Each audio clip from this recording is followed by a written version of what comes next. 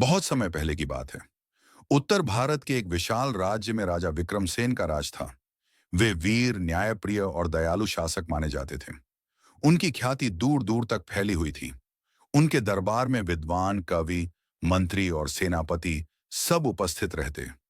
राजा का नियम था कि वे हर सुबह दरबार में जनता की समस्या सुनते और शाम को नगर भ्रमण करते। वे छद्म वेश में बाजार और गलियों में घूमते ताकि प्रजा की सच्ची स्थिति समझ सकें। एक दिन जब राजा गुप्त वेश में नगर भ्रमण कर रहे थे, उन्होंने देखा कि एक गरीब किसान रो रहा है। राजा ने पास जाकर पूछा, भाई, तुम क्यों रो रहे हो? किसान ने आंसू पोंछते हुए कहा, महाराज, मेरा बैल चोरी हो गया है। बिना बैल के खेत नहीं जोते जा सकते। मेरे छोटे छोटे बच्चे भूखे मर जाएंगे। राजा को यह सुनकर बड़ा दुख हुआ।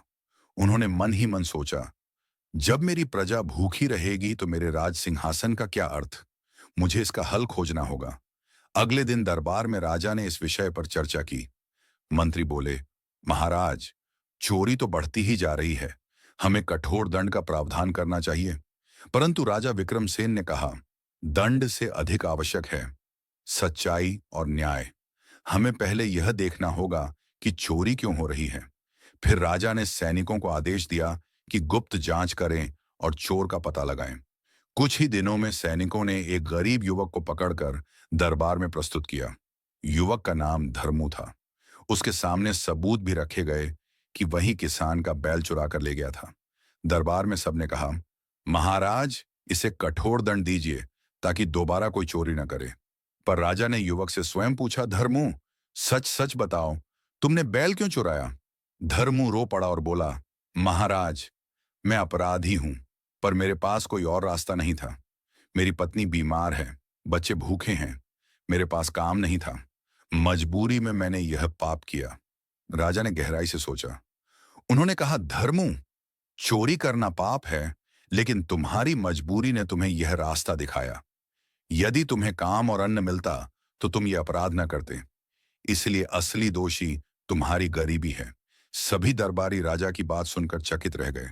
राजा ने आदेश दिया, धर्मू को तुरंत छोड़ दिया जाए। उसे राजकोष से जमीन और खेती करने के साधन दिए जाए। उसकी पत्नी का इलाज कराया जाए और बच्चों को शिक्षा दी जाए।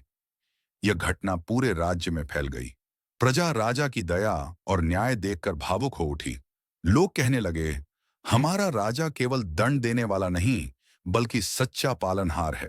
धीरे धीरे अपराध घटने लगे, क्योंकि राजा ने गरीबों के लिए काम, अनाज और इलाज की व्यवस्था कर दी थी। चोर भी मेहनतकश किसान बन गए।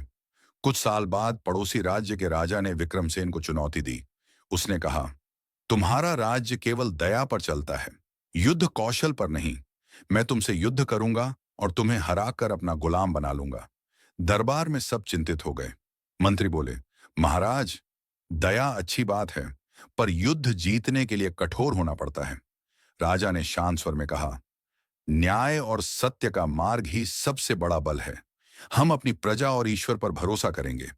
जब युद्ध शुरू हुआ तो आश्चर्य हुआ कि राजा विक्रमसेन के सैनिक पहले से दोगुनी ताकत से लड़े। कारण यह था कि प्रजा अपने न्यायप्रिय राजा से प्रेम करती थी। हर किसान, हर युवक, हर स्त्री पुरुष ने राजा की सहायता की। अंततः राजा विक्रमसेन ने विजय प्राप्त की।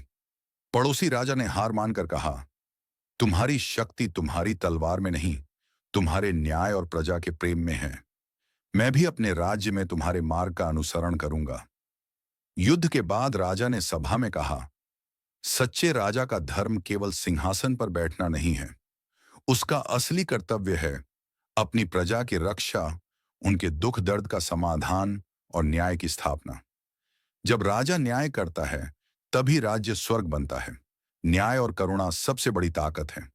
केवल दंड देना ही समाधान नहीं है, समस्याओं की जड़ तक पहुंचना आवश्यक है। जब नेता अपनी प्रजा को परिवार समझे, तो जनता भी प्राण देकर उसका साथ देती है।